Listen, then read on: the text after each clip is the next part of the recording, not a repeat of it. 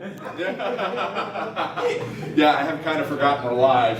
It's very strange having a room. We've only got 6 of us that are present physically, but we know there are many others that are joining us virtually, and I'm very glad for the outpouring of support. Dr. K's been letting me know as people come into the room, and it's like watching people gather in a way, and then I look up and there's still only 6 of us here, but. Excluding Dr. Kalinapu, there are 10 people on Zoom now. Okay. Good afternoon, everybody in the room and joining us virtually. Thank you so much for attending John Brackins, Mr. John Brackins' dissertation proposal. I just want to give a brief introduction. I'll not take too long, but you know me, I can't talk, so I'm trying to reduce, but I feel like I'm talking. Okay, all right, so talking too much, that is. Okay, so I'm very excited to introduce John to you, but I know all of you or most of you know him anyway, so I'll keep it short. John Brackins has been, was an undergraduate student who graduated from Tennessee Tech in our department, and I've known John since 2015, and I've known him as a sophomore working on various things and trying to, well, he was doing all his civil and environmental engineering courses, but he also was interested and he was actually researching a lot of other things too. And that's how our journey started, and he was even though we are in Tennessee, he was always, seems to be stuck with coastal areas for some reason as far as research is concerned. I guess, you need to be safe and then you can do research, right? Okay, so his research has been focused entirely on coastal hydrology and hydraulics for many years. And he continued on after graduation. And during his undergraduate program, he also worked on Tennessee Tech funded Eureka projects, and that's got him a move on in the research area. And then he graduated with his undergrad degree, and he continued here with me for his graduate program. He is a direct PhD, bachelor's to PhD student, and the same research area focused on coastal hydraulics and hydrology. And recently he has been active a lot in research, and his work has been recognized on multiple levels. First of all, he got a funded assistantship here from Tennessee Tech through Water Center. Not only that, but after that, he was also invited to attend the prestigious National Water Center's Summer Institute program that resulted in a publication. Recently, he got published as well. And then on top of that, he also received the very prestigious and competitive National Science Foundation's Graduate Research Fellowship. And that is a very good thing to have, and that has been sustaining his research so far. So we are very thankful for that program for supporting his work. He has put in a lot of effort, as you will see in the coming few minutes. And with that introduction, I'm winging it, so heck yeah, right? Okay. All right, so John, go ahead. Thank you, Dr. K, for that wonderful introduction. The only thing false about it was next few minutes, I think. We'll see about that, but bear with us. We will try to get you through a lot of material that we've been working on. So thank you, everyone, for coming today. Friends in grad office, what if the committee could be here in person? Everyone who's here via Zoom, thank you so much for taking time out of your day to connect and to be with us today. We really appreciate your coming. So I'm going to be talking, as Dr. K mentioned, from Tennessee, talking about coastal flood risk. The mouthful of a title, just to get it out there. I know everyone can read, but for the record, the evaluation of the nonlinear interactions between tropical cyclone storm surge and rainfall runoff to improve understanding of joint coastal flood risk. My advisor, of course, the illustrious individual that gave my introduction today, Dr. Alfred Kayanku. Of course, technical glitches immediately. Hopefully that will not be a recurring theme today. Excuse me for one moment. We've been wiring things up all afternoon, and something was bound to fall through the cracks, so I appreciate your patience with that. Oops, if I turn it on. All right, we got that.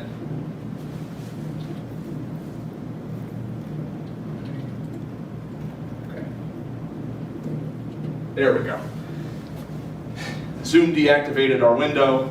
We should be good to go. So an introduction, literature review, we'll move into the research objective, the methodology, results, the significance of the research, and then a proposed timeline. You can kind of follow along with where we are in the presentation on the side there for those of you who like to know where we are at all times. So moving into the introduction and the literature review. So some background, as Dr. K mentioned, we're from Tennessee, so I had to learn a lot of this the hard way the first time, so I'm going to provide a very brief overview for those of you who may not be familiar. We'll be talking a lot today about tropical cyclones. I may also refer to them as hurricanes. It's what they're called in the Atlantic basin. So they're a meteorological disturbance that essentially acts as a heat engine, warm, moist ocean air that rises and forms thunderstorms. That latent heat from the condensation of the rising thunderstorms is what fuels the strength of a tropical cyclone. And then due to the Coriolis effect, as those winds begin to swirl, that system will rotate and organize and begin to feed itself.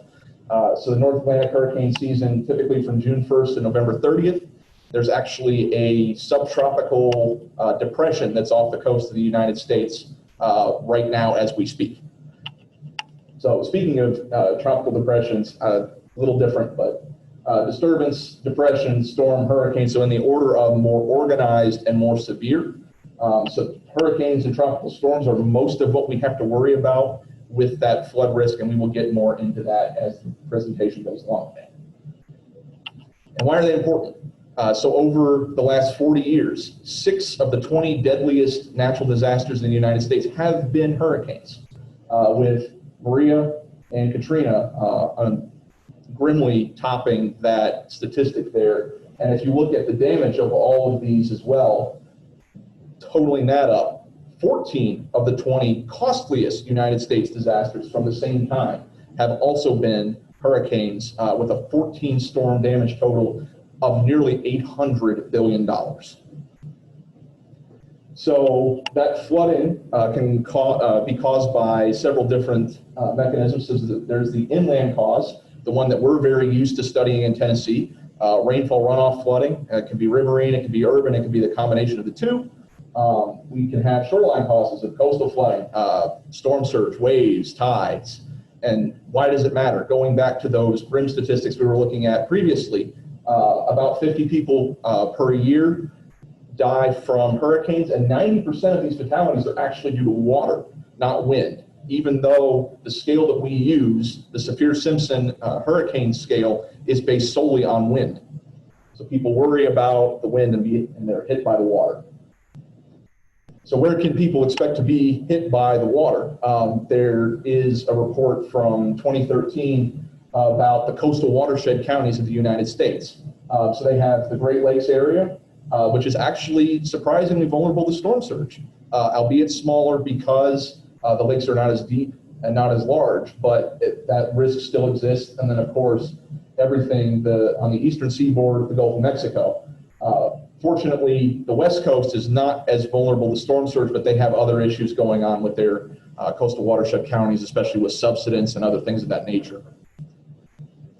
So getting into the physical processes, just a brief overview. For those of you that prefer the differential equations, we'll have those. We'll also have graphics explaining that if you prefer that style of learning. So storm surge driven largely by wind, some by atmospheric pressure, Coriolis force, the bottom stress or friction, lateral stress, tidal potential, all these things governed by that continuity and then the momentum equations, which are combined together to form the generalized wave continuity equation for one of the models that we'll be using to solve those later.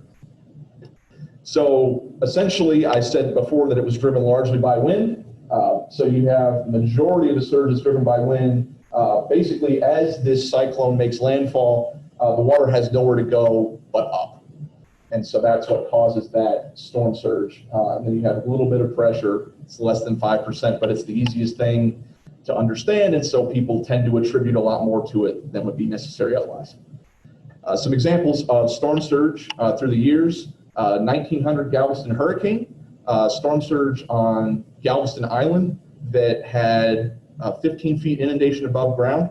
The highest point on that island was only 8 feet above ground prior.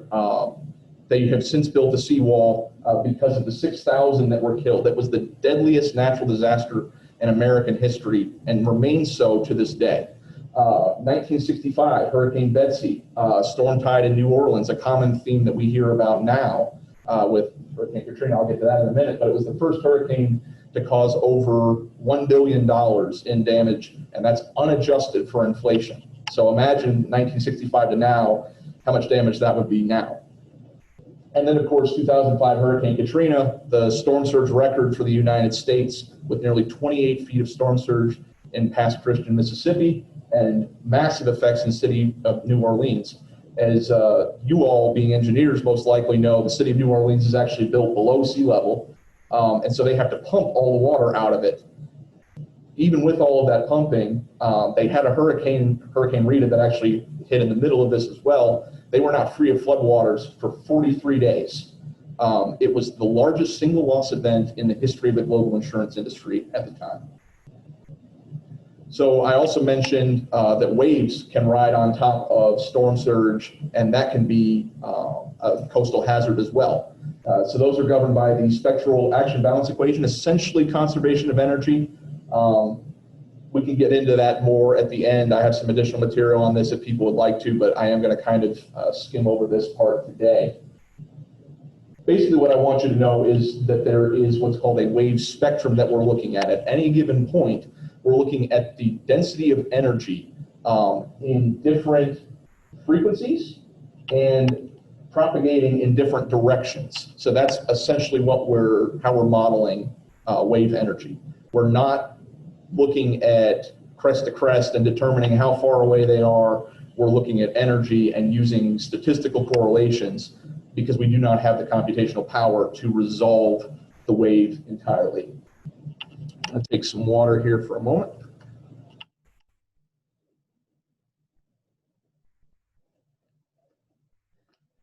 Speaking of water, I'll be doing that a lot today in case you haven't noticed. We can decompose the sea surface into several different sinusoidal components using the Fourier transform. And so that's a way that a lot of this gets discretized, just kind of one of those bits that took me a little while to learn. So putting that out there for anyone interested in this. Again, why do we care? How does it matter to us as engineers? So the typical wave periods under a tropical cyclone condition are 6 to 12 seconds. So that's 300 to 600 waves per hour that are breaking against your coastal structure, your beach house that you built on stilts that you're hoping won't fall. And a wave force of just over 1,000 pounds can be caused by a breaking wave height of only 2.1 feet. And that'll fail your typical well-constructed stud connections in wood frame and brick veneer homes. That being said, the Army Corps of Engineers adopted a standard of a 3-foot breaking wave as the critical wave, and this is where we map flood risk for waves. So quickly covering rainfall runoff, because you all are experts on it for the most part at this point, but it is driven by pressure, gravity, the Coriolis force, viscous effects, and bottom friction. So we have these shallow water equations, very similar to the ones that govern storm surge. Ironically, storm surge is considered a shallow water wave, even in super deep ocean depths, because of its relative depth. Compared to that, it has such a long wavelength that it's considered a shallow water wave. And so these same equations govern that. Of course, with rainfall runoff, excessive runoff is going to lead to flooding. You're going to have issues like this. These are actually from 1999 Hurricane Floyd, a Category 2 hurricane that struck off the coast of North Carolina. Rainfall was the main concern in that hurricane. So you can have the storm surge, the waves, and the rainfall runoff. And then they can all interact together because they're occurring on the same time scales. The same storm is causing them. Some examples of that, a more recent one, 2017 Hurricane Irma in Florida. In downtown Miami, there was significant urban flooding. because they had storm surge that had elevated the water levels 4 to 6 feet above normal. And then they had all of their urban runoff that then couldn't drain into the bay because of that elevated storm surge. It was blocking all of their piping system that goes to the ocean.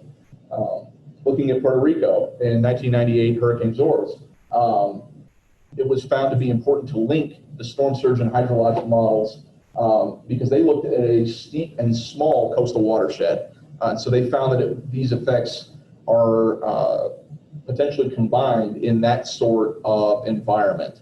And then you don't even have to have a hurricane to have these interactions occur. With 2008 Tropical Storm Faye, it was a very slow, very massive storm that dumped rain on Florida for 7 days. And its very slow forward speed allowed heavy rain and these training echoes to go over the same areas again and again and again and totally saturate them and just continue to rain, kind of the way you saw with Hurricane Harvey.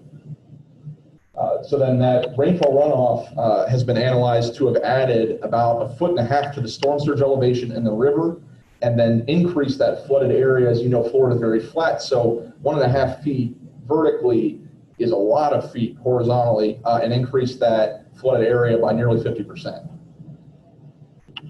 So that being said, at the end of the day, what do we do about all this? How do we protect ourselves? How do we look at flood risk ahead of time and make building decisions to avoid areas of high risk?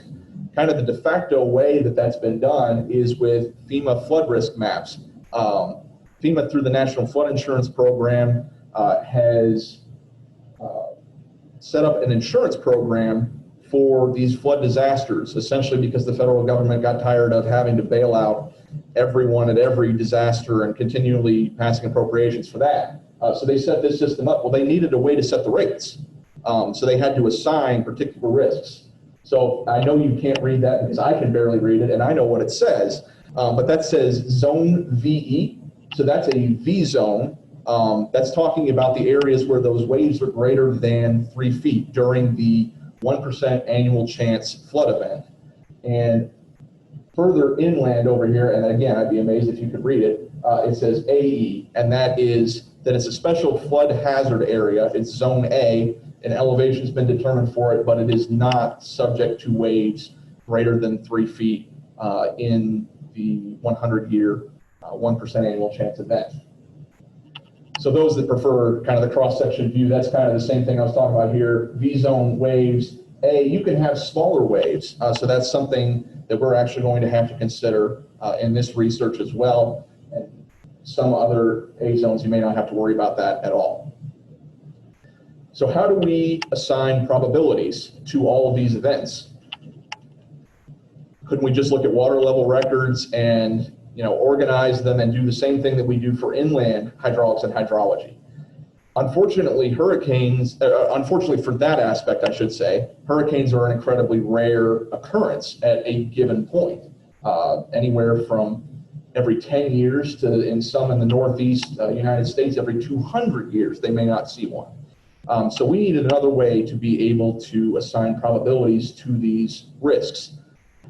So FEMA came up with a joint probability method to characterize storms by a small set of parameters that are statistically independent, or we can determine from weather data a dependent relationship between them, so that we can have what the probability of a given storm and its flooding by looking at just the joint probability of those multiple parameters. So key ones that are common are intensity, storm size, the forward speed, landfall location, landfall approach angle. You probably noticed the colors match here. Throughout this presentation, I try to have colors match wherever possible. So you will see some of these features, some of these parameters again. One more thing that we also need to consider, as I was mentioning before, the annual rate of occurrence of these storms also needs to go into that multiple integral of the joint probability equation. So it's that mean annual rate. So here's an example of what that might look like, of all the different parameter values that we're going to look at. So we're going to take, values of intensity for 5 millibars, 15 all the way to 85. The storm size, 20, 35 nautical miles. Maximum forward speed, 10, 20, 30. Some places, the faster the storm, the more surge you get. Other places, the faster the storm, the less surge you get. Depends whether it's open coastline or sheltered bay. There's all sorts of fun things that go in with that. These maps are being made for very large areas at any given time as well. So we have to consider as many possible storms as we can. So all that being said, that leads us to the research objective of where we are today, what needs to be done to be able to make mapping flood risk while accounting for these interactions a reality. So to feed a rainfall runoff model, of course, you're going to need precipitation boundary conditions, right? Well, we need a way to be able to get those from the parameter set that we have, because otherwise we're introducing more parameters, and that's an exponential increase in the amount of work. Every parameter that we add, just through combinatorics, is going to add up to a lot more computational power than we can ever throw at a problem within a budget. So we want to develop parametric tropical cyclone rainfall models that will provide those boundary conditions. We hypothesize that we can adequately represent tropical cyclone rainfall. It's not the best, but it would be enough to capture the risk within joint probability method flood risk studies that have all of that computation along with them.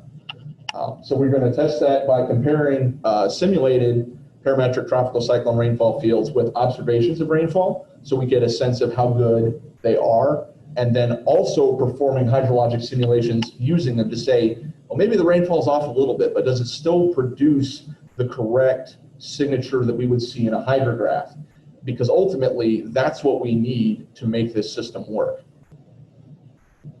So then our second sub-objective is to create a coupled storm surge rainfall runoff modeling system. And we hypothesize that we can, in fact, combine all of these things together, again, to adequately simulate joint flooding during tropical cyclone events.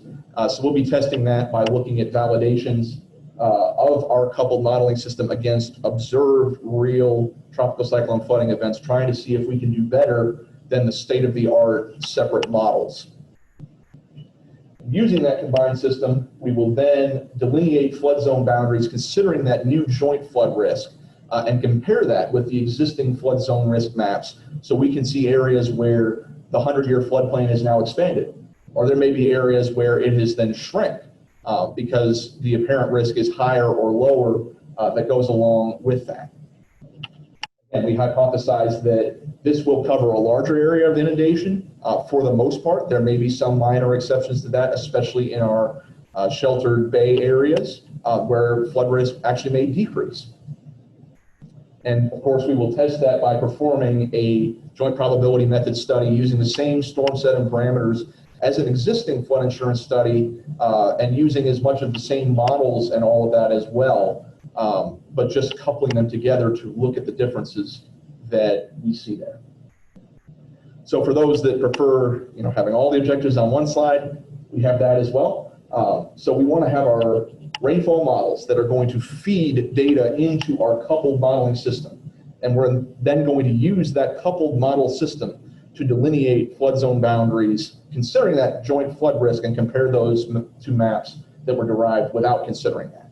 I was actually reading a comic yesterday from XKCD Randall Monroe, and it was very timely. I think I should have included it in the slides, but I didn't. It was, a modeling study is essentially a great way to take your problem and move it from the abstract to the methods section. So anybody who's done research will probably empathize with that, but now we get to move into where we move the problem to the methods section. How are we going to tackle this? So I've been talking about a coupled system. What does that mean? So we're going to have a rainfall model that's feeding into a rainfall runoff model. Everyone understands that very well. One thing that I didn't know until I started doing this was that the storm surge and wave models, their physical processes are very closely related to each other, and they have a positive feedback loop in that as well. And then we're tying these together. So I just kind of bear this graphic in mind. It will help contextualize the next several slides and kind of give you a mental framework of what we're trying to accomplish. So getting into the rainfall models, and Dr. K and Dr. Dada might be rolling their eyes at this because they have seen this for my master's project defense, so I will try to kind of gloss over some of it. We found several parametric rainfall models that take exactly those 5 parameters or some variation on them in the literature, and we've listed them chronologically here. I'm going to be talking about R-Cliper, IPET, FRAM, and P-Cliper because MSR and RMS, I don't understand why they're anagrams of each other. Anyway, they are proprietary. They were developed by insurance companies to answer the same problem that we're trying to answer today in a freely available sense. As you can imagine, their publications don't have all the details necessary to code it up from scratch. I understand that. We were not able to obtain code for that. On the matter of not being able to obtain code, we weren't able to obtain code for any of these, at least that I was able to locate with my humble research abilities. And so therefore, we had to program them. We programmed them in Python, and we've actually got an addition working on in R as well that we hope to be able to distribute to engineers to be able to do this very research one day. Not the research, but the outcomes of it, I should say. So very quickly, R-Cliper stands for Rainfall, Climatology, and Persistence. It's basically based on a climatological mean rain rate. It's just a curve fit from the Tropical Rainfall Measuring Mission, the TRIM satellite data, from 482 global tropical cyclones from 1998 to 2002. So the only things that we're worried about are the distance from the track and the maximum wind speed. So for a given maximum wind speed, let's look at a tropical storm here, and the distance from the center of that storm. So this is the eye of the hurricane, if you will, and then this is the outer periphery of it. So the severity of the rain rates there, and then as you increase the intensity, you're increasing the severity of the rain rate near the center. It's just an exponential decay to the outside. The next model that came along, they actually didn't intend to really, they didn't set out to make this. With Hurricane Katrina, as you may recall, the Army Corps of Engineers was called in to kind of do a postmortem on what happened and what can we do better, what lessons can we learn from the massive storm surge in Hurricane Katrina. And so, as you can imagine, storm surge and levees were their main concern in that report, which is why the rainfall model that's relatively coarse is buried in a subsection of the 8th appendix to that report, but it does exist. So the inputs for that are, again, the distance from the track, the pressure drop and size, and also what side of the track it's on. So this was the first model to recognize that in the northern hemisphere, these storms rotate counterclockwise, and so they're translating in that same direction. They're translating northwards in the northern hemisphere and southern in the south. And so they're more severe on this right-hand side of the track if you're looking along the direction that the storm is proceeding. And so they actually recognized that and said, well, it's stronger. How much stronger? Again, not a primary concern. So they just said, oh, let's put in a fudge factor of 1.5. Good enough. So they just multiply the rain by 1.5 on the right side of the track and leave it as it is with the left side. Next one to come onto the scene said, okay, R-Cliper was great. Not really. What other processes can we include with that? And so they said, them being the meteorologists that they were, well, wind shear and orographic effects, topographic effects, those might be the next biggest phenomena that we need to capture aside from the climatological mean rain. So they just said, we're just going to add those in there. For those that are, well, actually everyone here has taken materials, so you guys are familiar with shear, at least, but for those that aren't, so due to increased friction at the boundary layer here, you're going to see very weak winds, and then you're going to see stronger winds. So that's going to cause a storm that's in a vertical column to tilt. Sorry to interrupt, but can you, whenever you pointed to figures, would you mind referencing the figures to the people remotely? Because they can't see the laser pointer? Okay. Okay. I will be happy to do that. So looking at the wind shear here, so we have the very weak in that boundary layer where friction is still a very important factor. And then as you get further away from that wall, you're going to see an increase. So that vertical column of a storm is then shear, and so it can redistribute rain. So if you look at without any of that, you just have this perfectly symmetric rainfall signature. That's what you see in our Kuiper. But then if you look at the next two wave numbers, you see this redistribution. And so then it's an additive effect on that. And then the orographic effects as well.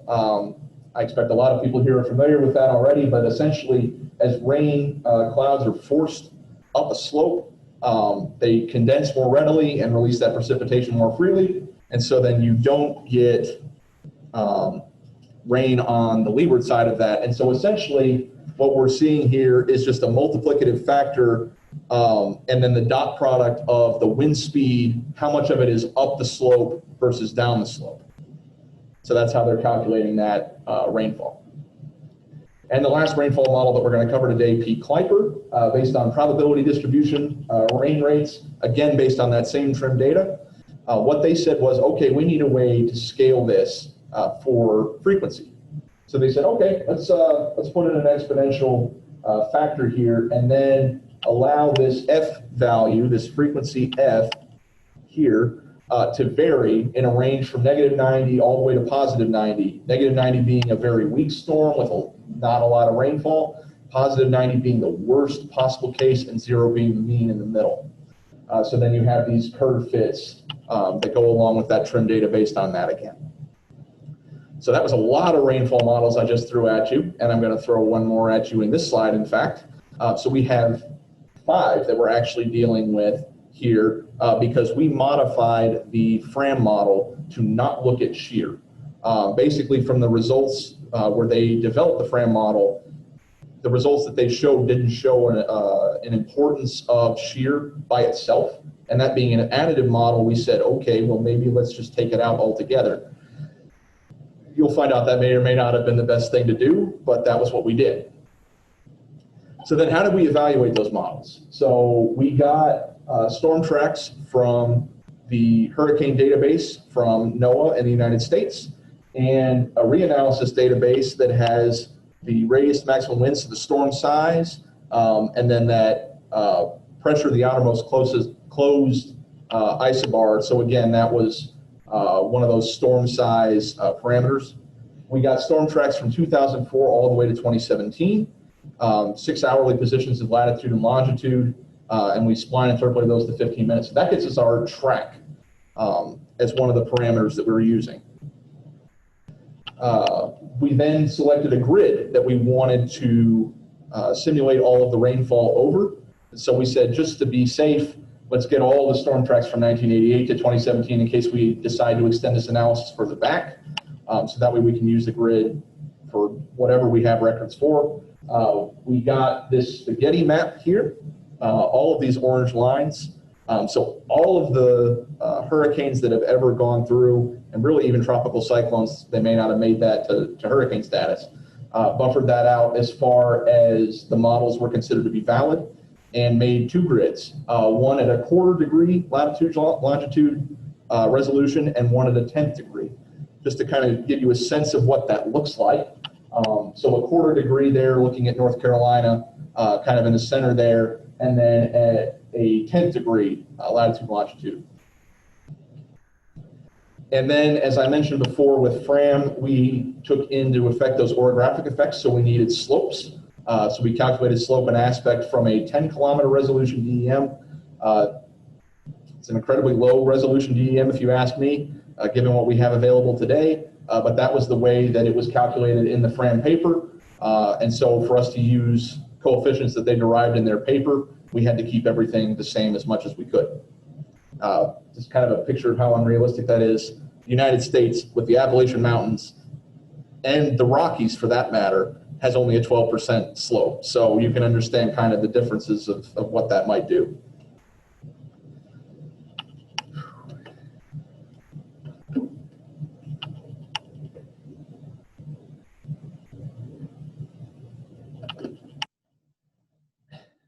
Excuse me, I was just getting a sip of water there.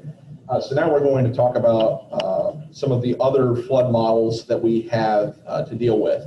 So this is the ad-surge model. It is the storm surge model that we're planning to be using that I mentioned in the bottom right, if you remember that graphic that had all of the models together. So that's where this one fits in.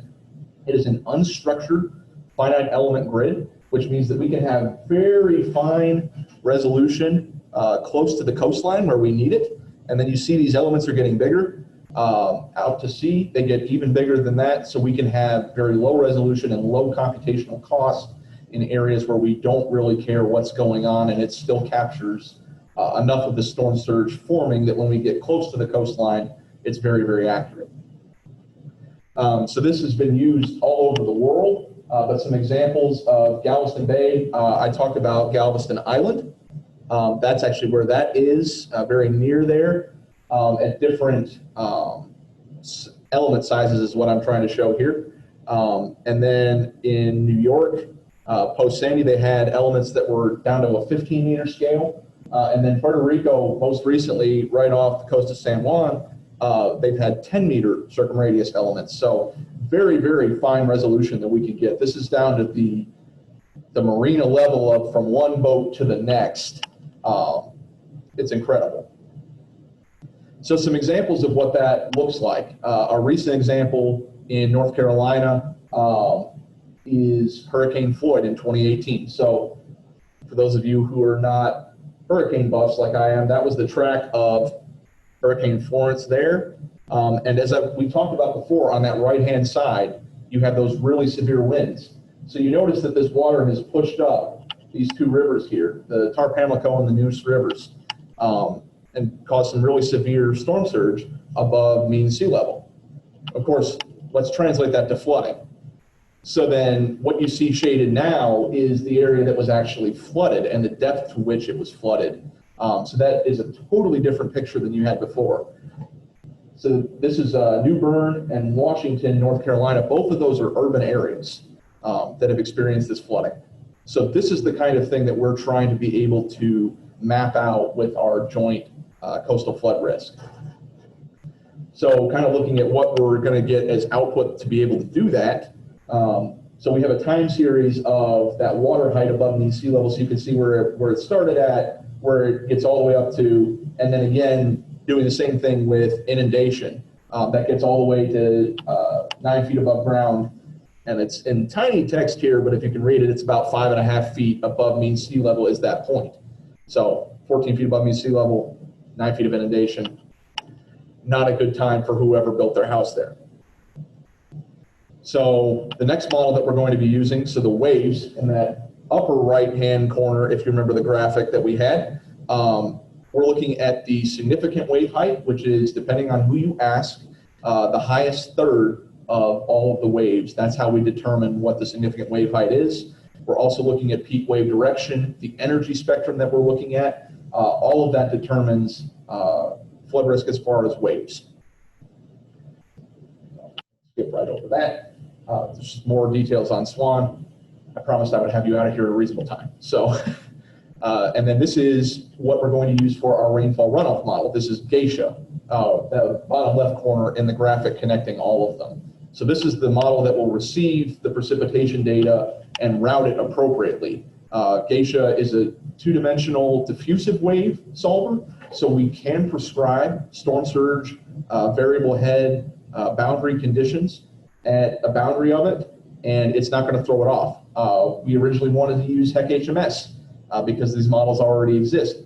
It's a kinematic wave solver, which means that we cannot prescribe a storm surge boundary at that exit, and so then we can't do coupled modeling with HEC-HMS at all for this setup. Fortunately, we can do that with Geisha. So this is an example in southern North Carolina. Camp Lejeune is a military installation, and just last year they completed a Geisha model for that area where they coupled in storm surge at that red boundary that you see there, that coastal boundary.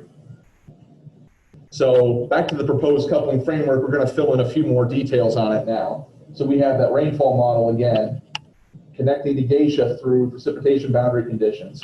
We're going to do that at probably a 15-minute time step. That's a reasonable amount because the phenomena that we're interested in probably occur within 2 hours. So we want to have 15-minute output data wherever we can. So looking at Geisha, typical time step is 1 to 3 minutes for that. That's going to support that goal of a 15-minute output. So let's go over to the coastal side for a minute. I told you before that ADCERT and SWAN were linked in their physical processes, but I didn't tell you how they were linked. So looking at shallow water and deep water, and the differences between those is based on relative depth. So for the kind of waves that SWAN is worried about, you can't just consider them all shallow water waves. Some are deep, some are shallow, and some are intermediate even. And so you have to consider the current water level as well as velocities, currents in that water. All of those affect the formation of waves. So ADCERT can feed that information into SWAN to inform SWAN's calculation of wave heights. Well, then those wave heights, as they break, introduce wave radiation stresses, which then influences the water level in other ways. The positive feedback cycle between these can increase the total water level by up to 35% in some areas. So you can imagine that that interaction is very important to consider. So we have this one-way coupling, that's good. We have this two-way coupling, that's good. What is really novel here is this coupling across based on water level. Based on continuity, we know that those water levels have to be the same, but it's a matter of how can we match them up and have what impacts coastal waters impact our riverine waters, those that are impacted by rainfall runoff at the coast, and have those processes interact with each other. So an interface between these two models is what we propose is needed, linking by continuity of water level. And then our coupling time step there is to be determined and is one of the main goals of this research, in fact. So that's great. We have a method that we think ought to work. We need a place to test it. So an ideal test site would have an existing SWAN ADCERT coupled model, Geisha applied somewhere nearby or in that domain to prove that it's viable for that area, and then detailed flood insurance records to use for feeding all of these flood models. I have mentioned one state many, many times, and I've probably given it away as to which site it was. Anybody care to take a guess where we're going? Okay, you're not allowed to say. Dr. K, you're not allowed to say. That leaves three of you. You care to guess where our site that we're going to test this is?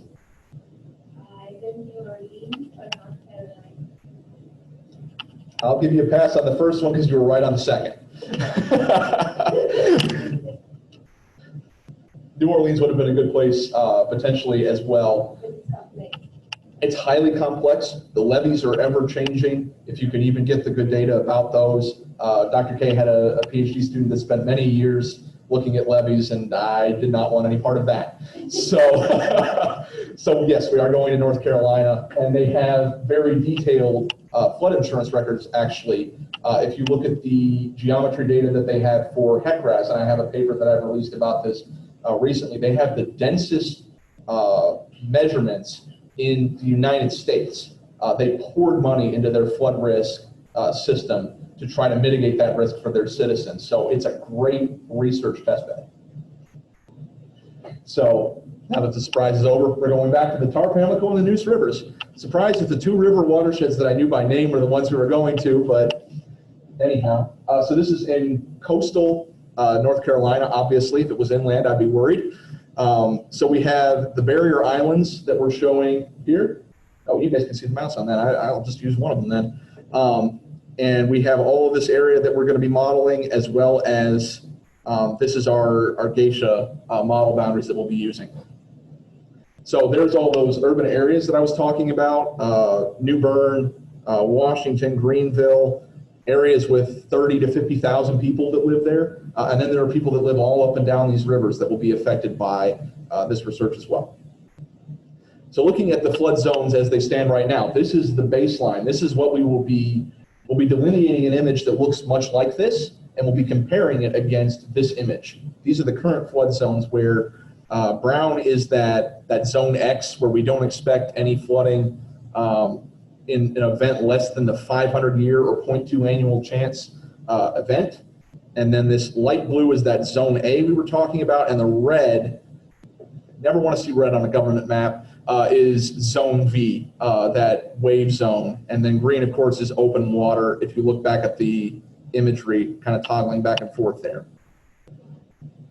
And further good news, it's like we did this selection on purpose. We can actually compare with the P-Kuiper precipitation model directly. Remember how I talked about looking at hydrographs? We got that idea from them.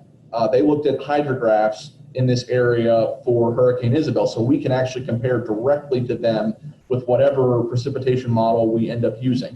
While I'm talking about precipitation models, I will go ahead and point out that we are looking at using machine learning as potentially another avenue at that, just to get your minds going. You said machine learning, I better pay attention. But I'll get to that in a little bit. Actually, very, very soon. So it would not be a PhD proposal if we hadn't already done half the work and had preliminary results to share with you today. So we're going to go ahead and talk about those right after I get another sip of water.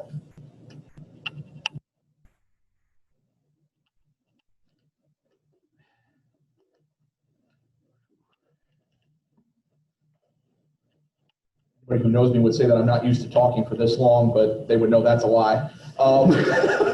So the preliminary results that we have for the rainfall model selection, we actually, Dr. K and I have published this in the Journal of Hydrology. It was just recently assigned to an issue this year. So I highly encourage you, if you haven't read it, most of you probably are hearing about it for the first time, so please feel free to read it. If you have any questions, I'm very glad and I would be honored actually to answer them. So very brief results in a nutshell. I promise brevity. I'm not doing well on that, but we'll see. So looking at the equitable threat score, so a location-based metric of how well did what we predict with our rainfall models actually come true. If we said that rainfall would be above a certain threshold shown on this axis here, was it? If we said that it wasn't going to be above that threshold, was it below that threshold? And so a perfect score of that is 1, which is a perfect forecast. You notice the scale here only goes up to 0.3, and we have data only really going up to about 0.25. That's fairly typical. So looking at all of the different colors that we have here, all these shades of gray are P-Kuiper with different F values ranging all the way from -90, that, storm that's hardly worth naming, all the way to +90, the storm that will be remembered forever. That's all those shades of gray. The red and blue that we have is R-Kuiper and FRAM, respectively, and the IPET model. Strangely enough, the course model that was made, and buried in the subsection of the 8th appendix to a report that they didn't care about rainfall.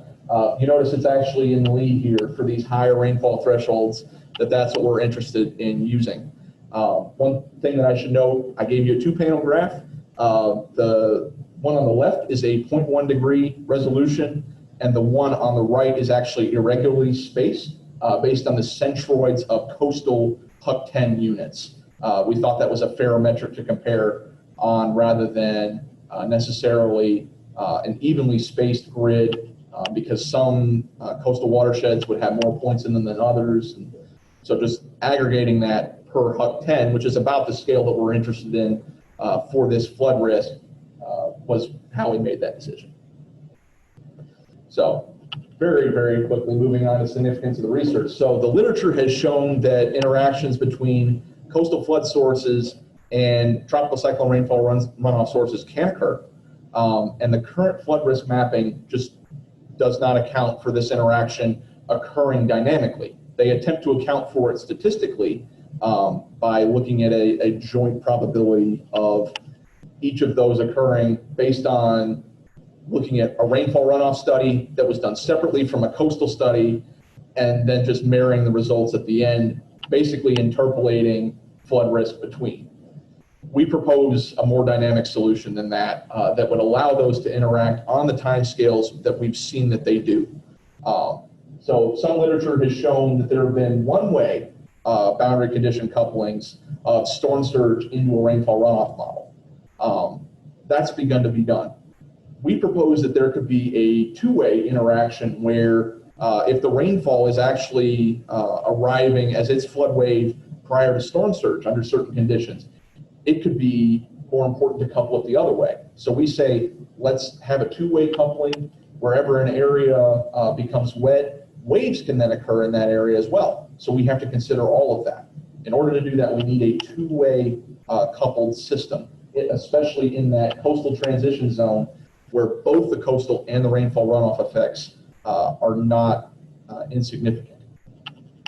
So the proposed research will be a first demonstration of a full FEMA-style coastal flood mapping study, accounting for those two-way interactions I was harping on there. And instead of doing just single event comparisons as much as the literature has done today, we will actually be evaluating the interactions on the overall flood risk, mapping the overall new boundaries of that 100 and 500 year event. So that will provide an improved understanding of the flood risk for both coastal and upriver communities that are tidally influenced. And that methodology could potentially be applicable worldwide. One area that we had looked at in some previous research was in the Bay of Bengal with the Meghna River, near those very large cities of Dhaka and Chattagram, Bangladesh, that could potentially be affected by very similar conditions. And then, of course, everyone wants to know, well, that's a lot of work. When are you planning to do it all? So we do have a Gantt chart here for your perusal. So we've accomplished most of what we want to do with rainfall models. As I mentioned, we may be doing a little bit of machine learning there and extending those, keeping in mind those same 5 parameters. So that might get added back into this. We've done our site selection. This summer, we're building a geisha model because to our knowledge, one does not exist in the area, although there's one at Camp Lejeune just south of the area, so we know it's applicable. At Serpent Swan, we'll be retrieving an existing model and making sure that it will fit with our purposes. And then we'll be actually getting into the meat of coupling the models together and performing those simulations together with all of the models in one run. And then writing up all of this dissertation, getting it published in many, many papers, hopefully.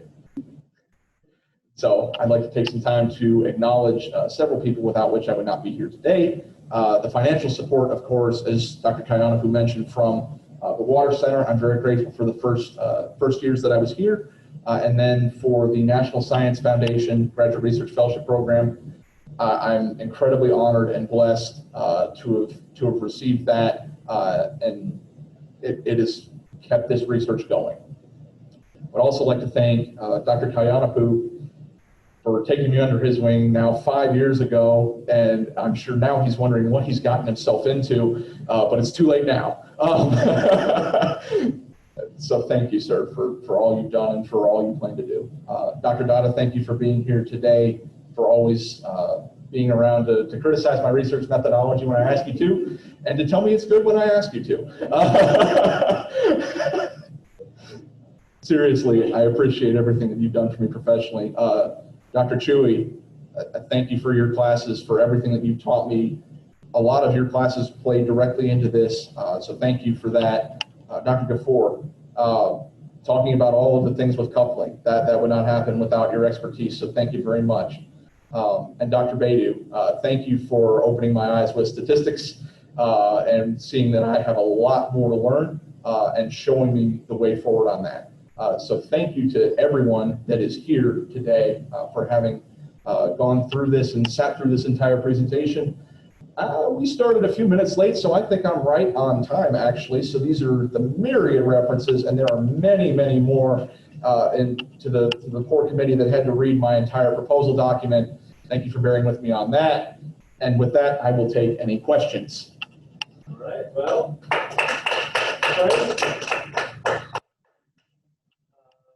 let's see, I kind of, let's see, why don't you open it up for questions? I don't know if they're able to hear it or not. I kind of left a chat. For those of you online, if you have any questions, feel free to add, just chime in or put your questions in the comments window. We're going to have to let them unmute themselves if they're going to ask that way. Or did you unmute them all? So let me start. Can you hear me, John? Yes, sir, I can hear you. All right. So as you already said, it seems a lot of work so far. So looking at the graphics right now that's here, your rainfall modeling part is sort of on the left-hand side, and then runoff geysha. This part you have already done? The rainfall model is essentially complete, barring the machine learning portion. The rainfall runoff model, we're building that currently. Storm surge model and SWAN, we're hoping to be able to leverage an existing one because that actually provides us a much better basis of comparison with the existing flood study. If we use their model, then we can compare with much more confidence than whatever model I build. I guarantee you it will be different than the model that they built at that time. So, so when you are saying that it's doing it for the study region, right, in the North Carolina? Yes, sir. Yes. Oh. So that means the major work would be this bottom two-way coupling between the geysha and ETSARC? Yes, sir. That's the bulk of the work. So that's one part, and another part is this two-way coupling between SWAN and ETSARC, right? The two-way coupling between AdCirc and SWAN, thankfully, has already been solved. That's been some of the papers that I referenced in the term paper for your class, actually, sir. For those that aren't aware of that, there was a 2011 coupling that was developed between these two models because of those coupled physical processes. Yeah, but have you run this? What? Have I run SWAN plus AdCirc? Yes. Yes, sir. I have not done it for this area yet. Yeah, so that will take some time putting all of that together for this area. Yes, sir. As we're developing the geysha and the AdCirc SWAN, whatever needs to be done there, we're also going to be doing that with an eye towards making that coupling process easier in any way that we can. So that when we get to actually coupling it where the rubber meets the road, we're not met with roadblock upon roadblock. So according to your timeline, you have around 1.5 years more, right? Yes, sir. So engineering-wise, I think science-wise, it's not that difficult, but engineering-wise, putting that for the study region and this coupling between geysha and SWAN, it may take time. So Yes, sir. We could definitely extend that. Perhaps a more realistic way to put this would have been to put the funnel coupling across all of this to say, as we're doing this, we're working on that. Definitely, your point is well taken. Thank you for that. All right. Well, I just wanted to get an understanding of the scope of the work and how much is still remain, and do you plan to do any kind of, because I was when you were presenting, I was very interested that in coastal region, the whole Bangladesh is a coastal region you can think of. It's very applicable there, but do you have any kind of data, any kind of information that whether any of these models has been run for those regions? So AdCirc, yes. They've had AdCirc models for several years in the Bay of Bengal. I've also done work in Andhra Pradesh in Southeast India as well with AdCirc there. So we developed an AdCirc model there. I wouldn't say it was the best model we ever made, but it's a model. As far as geysha, I have not seen very many applications of geysha internationally to date because it's an Army Corps model that is a little harder to get a hold of than, say, HEC-RAS or HEC-HMS. So I think that's probably the reason for its lack of adoption so far worldwide. Yes, yeah, and then there had been the Mike suite. That was another way, because the Mike suite saw a lot of this problem of coupled flooding as well, and so they have software that couples all within itself. The trouble with that is that it's not free open source software, which is what we're trying to promote here. So all of these, you can get the model code, and if you don't like what's in the model code, by gosh, by golly, you can develop it, you can pull a branch, and you can add that on and get it into the model. That's how these things grow. That's how we see it anyway. kind of a long answer to a short question. Sorry about that. Okay. No, that's good. I just wanted to get an understanding, the scope and what you are doing. Okay, I don't have any other question. Okay. Thank you, sir. Any other questions from general audience? Yeah, let's take questions. Yeah. Simulation model that you mentioned. Yes. So I want to know how is your work different from the same work that it looks like it's quite similar. I don't know the difference between what you're doing, what makes yours unique from what. So one thing is they didn't use SWAN in that work. This is the actually the case study that I mentioned early on about 1998 Hurricane Zords. That's the paper that he's talking about, Silva Araya et al. 2018. They didn't use SWAN. They did a one-way coupling of AdCirc to Geisha, but not allowing the water level to go back from Geisha to AdCirc if that was where the prevalent interaction was taking place. So they would have missed that as well. So that's one of those things that we're looking at. And one of the gripes that I had kind of at the very end and the conclusions of everything was that a lot of single event comparisons are taking place, and theirs was a single event comparison as opposed to something with flood risk statistics that we need to deal with in order to properly do those risk maps. Does that answer your question, Collins? Yeah, that's okay. Okay. I have a second question. Okay. In terms of the rainfall-runoff model, the Geisha, I think you did not touch much about the calibration of that. I don't know which parameters are you. You're cutting out, Collins. We lost the last half of your last sentence. Can you hear me? Yes, we can hear you now. Yeah, I'm asking about the calibration of the Geisha model. You did not mention the parameters you are using to calculate it, or is it just maybe flat boundaries you are using, or stream pool depths? Okay, that's an excellent question. I'm glad you brought that up because I did kind of gloss over it a little bit, but it may not have been readily clear. Because we're covering so many different kinds of events with so many different characteristics, we actually don't calibrate the models that we use for this, because if we calibrate to a single event to match it very, very well, we might be tuning the parameters where we're going to get terrible performance on the rest of the suite of storms. So we actually, calibration is not a concern there. We go with the best most physically realistic parameters that we can use as far as model parameters that we're tuning. And then we validate against that to say, how far can we trust this model? But we're not actually planning to do any calibration. Does that answer your question? I was going to ask, how do you trust the model? Right, and that's through that validation process of looking at things that we do have the records of water level, because it's records of total water level in many cases. So we will have that time series that we can compare against in single events for that area. And there's a whole host of events in North Carolina that are potentially valuable for that. 1999 Hurricane Floyd. Florence is another one. I believe it was Matthew in 2016 was another one. That one was strongly affected by wind shear as far as rainfall goes. So we've got lots of events that we'll be able to compare, and as I mentioned, North Carolina has had some of the best sources of data that you're going to find anywhere in the country for this sort of thing. So we definitely think that we can answer those kind of questions. Does that kind of ameliorate that fear? Yeah. Okay. Awesome.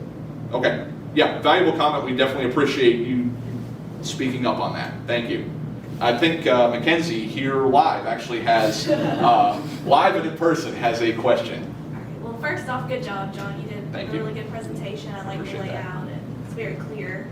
Slide 10, when you were talking about the formation of the storm surge, Okay. I got a little confused. And now I moved that video into the way. Two more? There it is. Thank you. So you got a little confused about what, I know I kind of glossed over this. Through the eye, I was just confused how the storm surge happens, if you don't mind repeating. Yeah, okay, absolutely. I'm going to do it on the screen so everyone can see it if you don't mind. So we have this storm that's rotating in this direction, kind of around this axis of the eye here. John, can you repeat the question? Oh, yes, absolutely. So we didn't hear the question. Okay, so the question was, basically asking for a little bit more explanation on how storm surge forms, particularly with the wind part of it, because I did kind of gloss over that a little bit. So we're just giving a little more detail there. So we have, as this eye is rotating around, we have winds that are being driven on shore. And so there's a little bit of resonance that's going on with that, where the wind disturbs the water, forms a wave, a little tiny wave that then becomes larger and larger as it resonates. That's actually the same mechanism that is used to generate wind waves, the waves that you would see at the beach. But it's that same thing, except that it's building a very large, over a large area, just a little bit of water that raises up. And as it encounters that slope, as it comes close to shore, it has nowhere to go but further up. So does that kind of answer your question? It does. Thank you. Okay. Okay. Any other questions from the general audience at this point? I'll step back into frame for those of you who can not see me otherwise. Well, it's blinding. General audience, no? Actually, nobody's thinking. Okay, just trying to see if anybody's trying to, yeah, I don't see anybody. Anything in the chat, maybe? Nope. Okay. All I got is clap, clap, clap, good job, John. Thanks, Jonathan. I would refer to you as Alex, but I've got another Alex on this call, and he'll be very confused. He's already, what?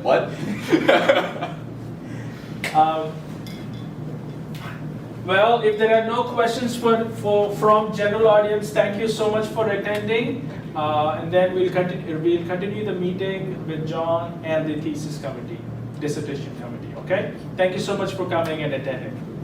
One more time.